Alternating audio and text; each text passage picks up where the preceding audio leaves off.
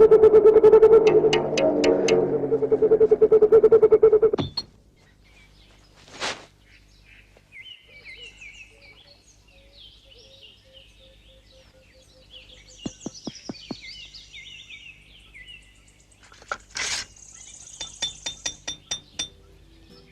सबने राम राम, छोरियों थमने भी राम राम। अस्सलाम वालेकुम, सत श्री अकाल। कहानी शुरू होती है अफ्रीका के काला हरी जंगलों में रहने वाले आदिवासियों के साथ। ये आदिवासी आज की आधुनिक दुनिया से दूर अपने ही तौर तरीकों से अपना जीवन व्यतीत कर रहे होते हैं और यहाँ पर किसी भी तरह का कोई भी नियम कानून एग्जिस्ट नहीं करता। ये जंगल ही इनकी पूरी दुनिया है और इनकी इस दुनिया में सही गलत जैसी कोई चीज नहीं है। इन लोगों के पास शिकार करना और अपनी फैमिली के लिए खाना इकट्ठा करना, इसके अलावा इन लोगों के पास कोई और काम नहीं है। यहाँ पर सभी लोग अपनी फैमिली के साथ मिलजुल कर रहते हैं। जिस धरती पर वो रह रहे हैं वो गोल है कि चपटी, ये भी उनको नहीं पता, क्योंकि ये लोग अपनी इस दुनिया के बाहर यानी कि जंगल के बाहर कभी नहीं गए थे। हमारी मूवी का नायक टपकलो अपनी फैमिली के साथ नॉर्मल लाइफ जी रहा होता है। अब एक दिन टपकलो जंगल में शिकार करने के लिए जा रहा था, तभी उसको आसमान में एक बड़ी सी चिड़िया दिखाई देती है जो कि एक अजीब सी आवाज निकालते हुए उड़ रही थी। हम देखते हैं कि प्लेन का कैप्टन कोल्ड ड्रिंक पी रहा है और अपनी कोल्ड ड्रिंक खत्म करने के बाद खाली बोतल को अपनी खिड़की से बाहर फेंक देता है, जो कि सरसराट की आवाज करते हुए टपकलो के सामने जाकर गिरती है।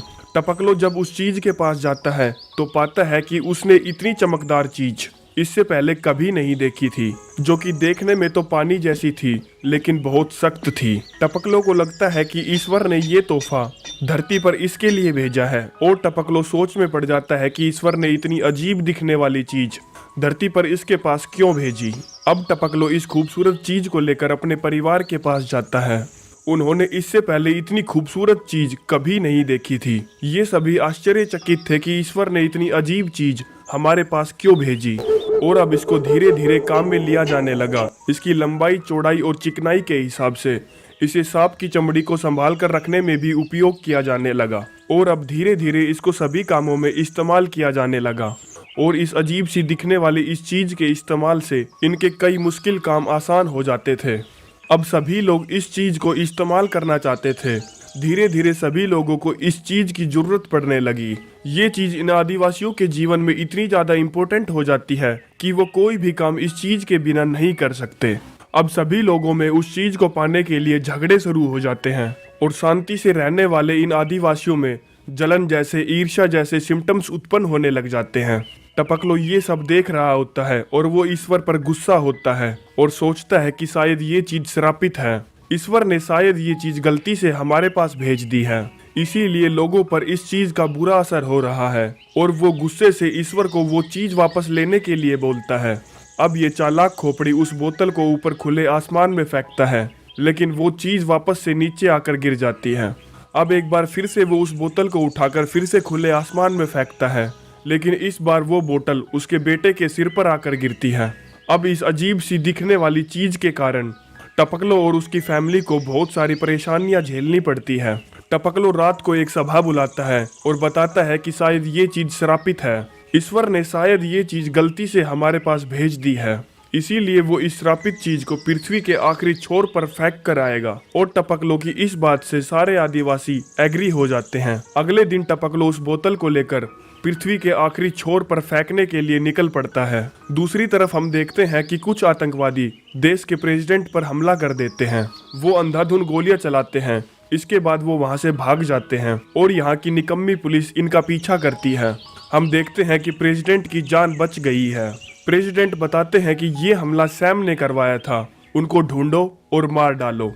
दूसरी तरफ हम देखते हैं कि इस हमले का लीडर जंगल में जाकर छिप गया है और तभी उसके भेजे हुए 4 आदमी वापस आते हैं। कहते हैं कि हमने कर दिखाया, हमने प्रेसिडेंट को मार दिया। सैम उनको बताता है कि प्रेसिडेंट इस हमले में बच गए हैं और तभी पुलिस वाले अपना हेलीकॉप्टर लेकर सैम को ढूंढते हुए जंगल में आ जाते हैं। सैम हेलीकॉप्टर पर आरपीजी से फायर करता है, जिसके कारण हेलीकॉप्टर ब्लास्ट हो जाता है और ये यहाँ से 9-2-11 हो जाते हैं। दूसरी तरफ जंगल में हम एक बायोलॉजिस्ट को देखते हैं जिसका नाम एंड्रू है और वो हाथी की बीमारी को ठीक कर रहा था। वो हाथी की एक लीड का सैंपल लेकर अपने कैंप की तरफ बढ़ता है, जहां हम उसके असिस्टेंट, उसके ड्राइवर एम्पुडी को देखते हैं। तभी यहाँ पर एक फादर आते हैं। एंड्रू फादर से पूछते हैं कि आप घोड़े पर क्या कर रहे हैं। फादर बताते हैं कि मेरी कार का एक्सीडेंट हो गया था। कहते हैं कि मुझे एक नई स्कूल टीचर को पास के ही शहर से लेकर आना है।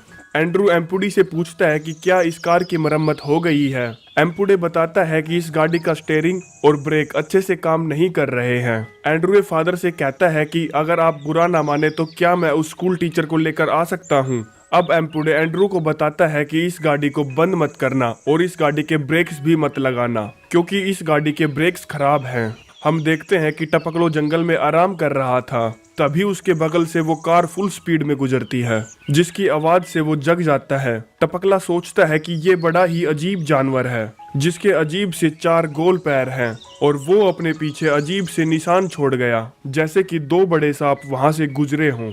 दूसरी तरफ हम देखते हैं कि वो स्कूल टीचर रास्ते में इंतजार कर रही होती है और एंड्रू रास्ते में होता है, जहां पर एक फाटक आ जाता है जिसे उसे उतर कर खोलना पड़ता है और वो अपनी गाड़ी के ब्रेक्स भी नहीं लगा सकता और ना ही अपनी गाड़ी को बंद कर सकता है। वो एक अजीब सी सिचुएशन में फंस जाता है, परंतु जैसे तैसे करके वो इस सिचुएशन से निकल जाता है और अपनी गाड़ी को उस फाटक से निकाल लेता है। दूसरी तरफ हम देखते हैं कि प्रेसिडेंट पर हमला करवाने वाला सैम एक गाँव में पहुंच जाता है। ए, सुना नहीं, लेट जाओ।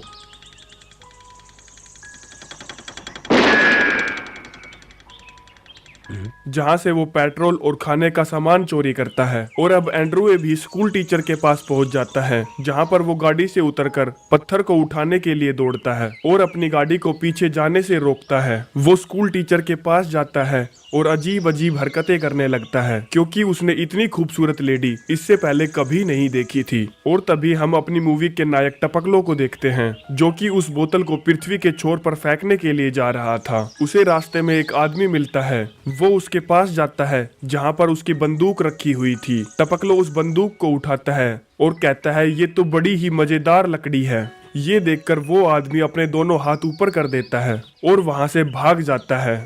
दूसरी तरफ हम देखते हैं कि एंड्रू स्कूल टीचर को लेकर जा रहा होता है। रास्ते में उसकी गाड़ी पानी में फंस जाती है। एंड्रू स्कूल टीचर को अपनी गोद में उठाता है और वो भी पानी में गिर जाता है। अब स्कूल टीचर भी पानी में भीग जाती है। इसके बाद वो अपने कपड़े चेंज करने के लिए जंगल की गहराइयों में जाती है और एंड्रू अपनी कार से केबल निकालता है, जो कि उसकी कार के फ्रंट में लगी हुई थी, जिससे कि वो अपनी गाड़ी को खींचकर यहाँ से बाहर निकाल सकता है। और तभी टपकलो भी स्कूल टीचर के पास पहुंच जाता है। उसने इससे ज्यादा बदसूरत इंसान आज से पहले कभी नहीं देखा था। इसकी रंगत इतनी पीली थी जैसे कि सड़ी हुई लकड़ी का अंदर का हिस्सा। टपकलो उसको देखकर मुस्कुरा रहा होता है। तभी स्कूल टीचर की नजर टपकलो पर पड़ती है, जिसे देखकर वो डर जाती है। वो टपकलो को यहाँ से जाने के लिए कहती है और अपने कपड़े पहनने लग जाती है। जब स्कूल टीचर अपने पूरे कपड़े पहन लेती है, तब टपकलो को लगता है कि शायद यही भगवान है और वो स्कूल टीचर को वो बोतल लौटाने के लिए जाता है, लेकिन स्कूल टीचर उससे बिना कुछ बोले ही वहाँ से चली जाती है।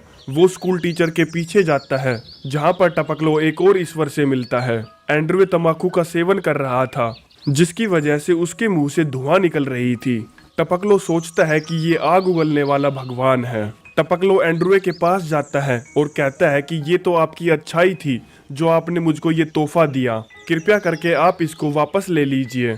और एंड्रू उस बोतल को लेने से मना कर देता है। तभी टपकलो को एक अजीब सा जानवर दिखता है, जिसके पैर ऊपर नीचे होने के बदले गोल गोल घूम रहे थे, और देखता है कि इस अजीब से जानवर पर एक भगवान सवार है, जिसका शरीर लाल चमड़े का बना हुआ है। एम्पुडे पूछता है कि ये बुशमैन यहाँ पर क्या कर रहा है। दरअसल कालाहारी के जंगलों में रहने वाले इन आदिवासियों को बुशमैन कहा जाता है। इसीलिए एम्पुडी ने पूछा कि ये बुशमैन यहाँ पर क्या कर रहा है। एंड्रू बताता है कि ये हमें कुछ बताने की कोशिश कर रहा है, लेकिन हमें कुछ भी समझ में नहीं आ रहा, क्योंकि इन लोगों को बुशमैन लोगों की लैंग्वेज नहीं आती। अब एम्पुडे टपकलो से पूछता है कि तुम यहाँ पर क्या कर रहे हो। टपकलो कहता है कि मैं यहाँ पर ईश्वर का दिया हुआ ये तोहफा लौटाने आया हूँ, जो कि मुझे ईश्वर ने दिया था। एम्पुडे कहता है कि हमें ये नहीं चाहिए, तुम इसे कहीं पर भी फेंक दो। टपकलो ये बात सुनकर बहुत ज्यादा दुखी हो जाता है और सोचता है कि ईश्वर उसके साथ बहुत नाइंसाफी कर रहे हैं। अब वो खुद ही इस बोतल को पृथ्वी के आखिरी छोर पर फेंकने के लिए निकल पड़ता है।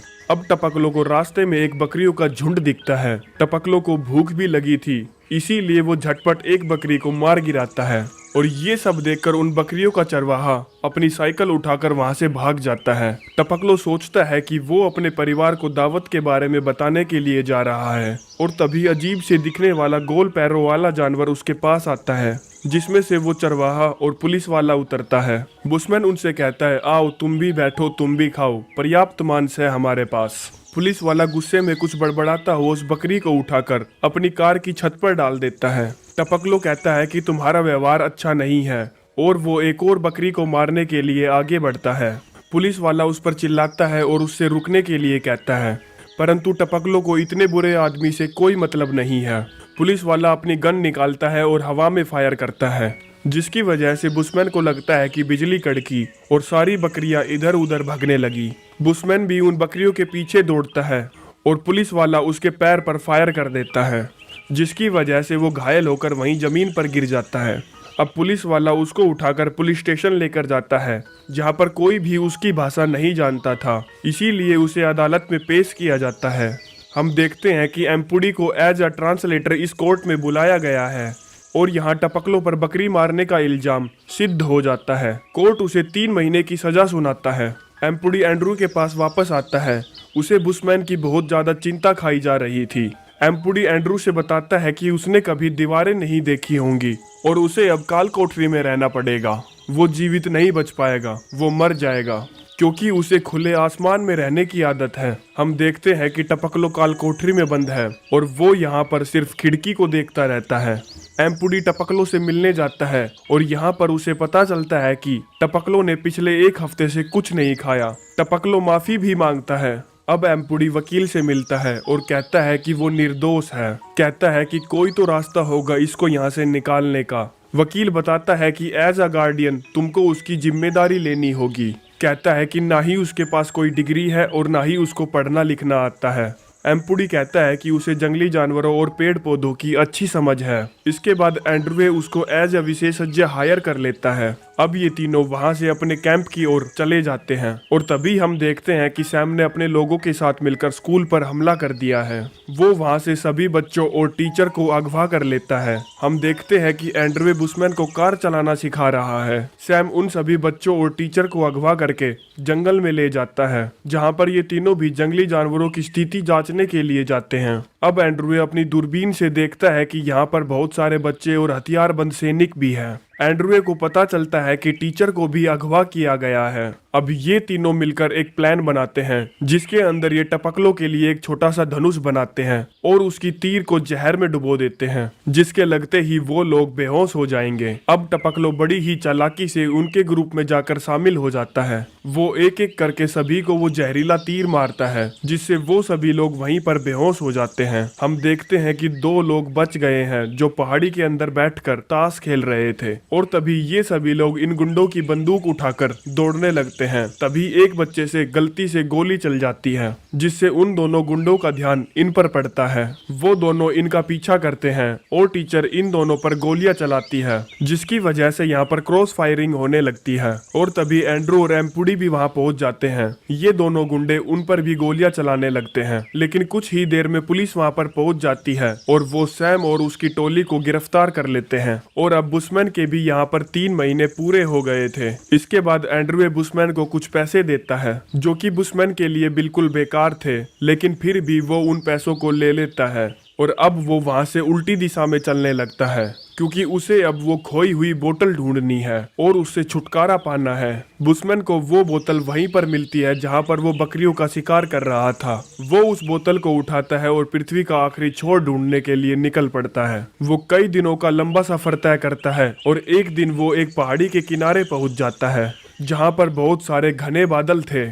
बुशमैन को लगता है कि यही पृथ्वी का किनारा है और वो उस श्रापित बोतल को वहीं फेंक देता है और अब वो अपनी फैमिली के पास वापस आ जाता है। यहाँ पर सभी लोग उसको देखकर बहुत ज्यादा खुश हो जाते हैं। मूवी में जिस बुशमैन ने टपकलो का रोल प्ले किया है, वो हकीकत में एक रियल बुशमैन है। यानी कि कालाहारी के जंगलों में रहने वाला एक सच्चा आदिवासी है। इस मूवी के लिए डायरेक्टर ने जब उसको अपॉइंट किया था तब उसे $300 कैश ऑफर किया था, लेकिन टपकलो ने उन पैसों को वहीं पर फेंक दिया था। इस मूवी की सक्सेस के बाद God must be crazy part 2 के लिए उसको $5 लाख कैश ऑफर किया गया था। अपने करियर में टपकलो ने अब तक कुल 5 फिल्में की हैं, जो कि लगभग सारी की सारी बॉक्स ऑफिस पर सक्सेसफुल रही। अगर आप लोगों को हमारा एक्सप्लेनेशन अच्छा लगता है तो कृपया करके कमेंट जरूर करें। इसी के साथ चलते हैं, मिलते हैं नेक्स्ट वीडियो में। धन्यवाद।